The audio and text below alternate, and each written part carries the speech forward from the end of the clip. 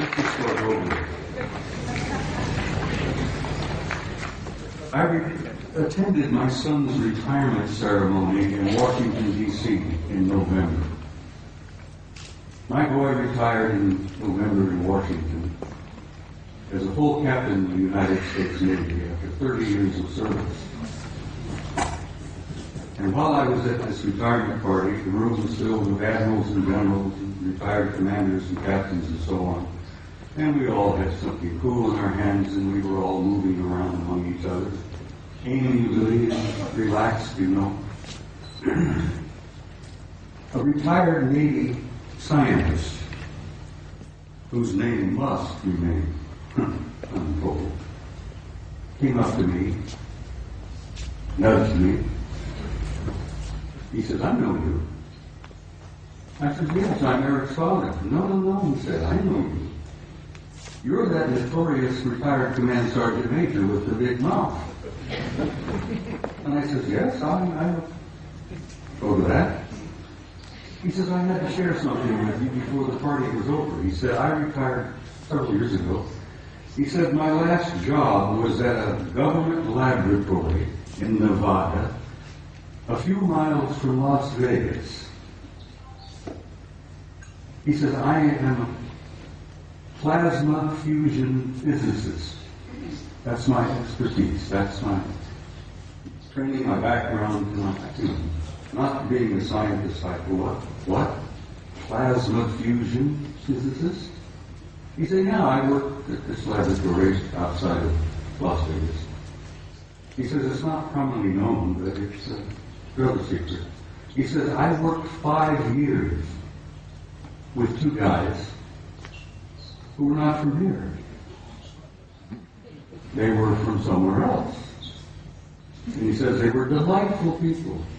They were scientists. They were working with us. They were assisting us. They were encouraging us and offering us ideas and possibilities and one thing or another in plasma fusion, which is infinite energy forever.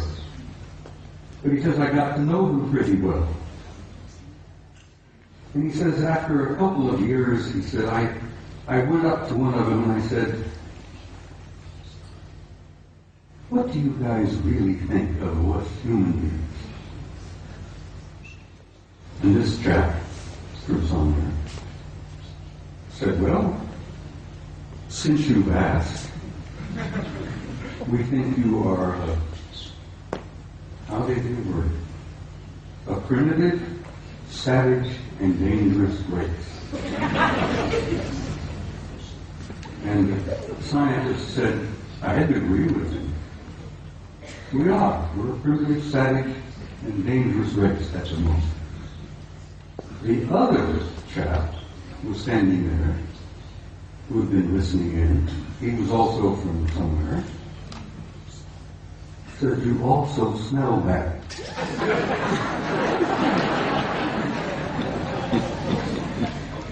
"You humans stink." Nothing personal, mind you, We find that you don't smell good. And the scientist said, my first thought was, I didn't spray out of my arms this morning, so maybe. And they tried to explain that we humans have a psychic odor about us that they pick up, and they find it terribly offensive. But it hit me in the eyes because when I was a boy growing up, my grandmother used to say, if we could only see ourselves as others see us, it would help so much to develop our integrity and our character and all that.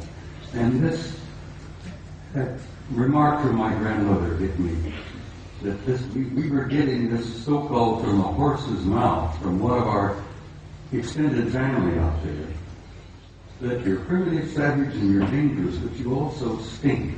And I thought that was humorous, and I shared it with Gogo, and she said, "Please include that in your presentation." So Gogo, bless your heart, I did that for you, Good night, everybody.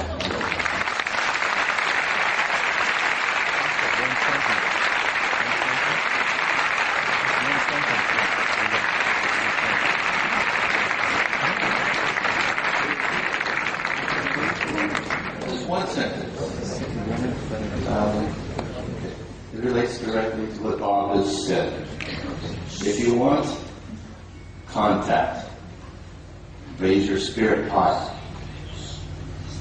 And that's what they want. Because they don't want to mix with you with your savage beasts. It's that simple. Just relax and be happy and work with each other. It's a very simple message. Thank you, Henry. Thank you.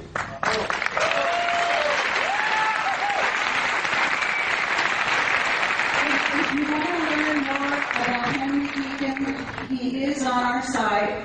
We have a lot of very long transcripts all about who he is, some of where he worked, and about Mars.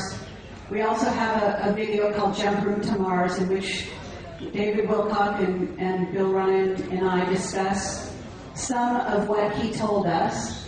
And we're looking for maybe a 15-minute, maybe a half hour tomorrow when Henry Deacon can address you and maybe tell you some of the details.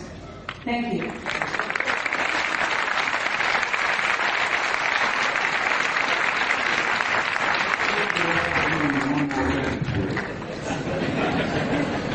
I must add this. I have traveled all over the planet and I've spoken at conferences all over the world and all over the United States. I have never been to a conference of this nature without there being at least one and generally two of the others in the audience. And I wanted you all to think about that and look around you and know that in your midst, I jokingly refer to it, you have good friends in high places and they're in your midst. And I've learned over the years to recognize them. It's your family. Exactly, it's your family. But like Ingo Swan, I've developed the intuitive ability to spot them and recognize them. And now I have them coming up to me at conferences, introducing themselves to me. And there are no limits, guys, no limits. Life is infinite and forever. God bless all of you. And I will say good night.